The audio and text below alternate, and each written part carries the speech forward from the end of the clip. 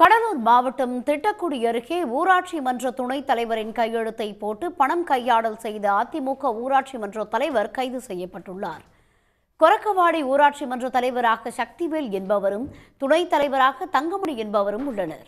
இந்நிலையில் கடந்த 2022ஆம் ஆண்டு ஊராட்சி மன்ற தலைவர் சக்திவேல் துணைத் தலைவர் தங்கமணியின் கையெழுத்தை போட்டு மேலக்கல்போண்டி வங்கியிலிருந்து 2,70,000 ரூபாய் பணம் எடுத்துள்ளார்.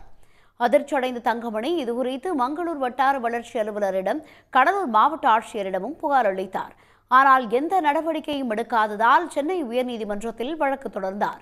வழக்கை விசாரித்த நீதிபதி கையெழுத்தின் உண்மைத்தன்மையை கண்டறிய உத்தரவிட்டார். ஆய்வில் கையெழுத்து போலியாக போட்டது கண்டறியப்பட்டதால் நடவடிக்கை எடுக்க ராமநத்தம் காவல் நிலையத்திற்கு நீதிபதி உத்தரவிட்டார். இதையடுத்து போலீசார் அதிமுகவை சேர்ந்த ஊராட்சி மன்ற தலைவர் சக்திவேலை கைது செய்தனர்.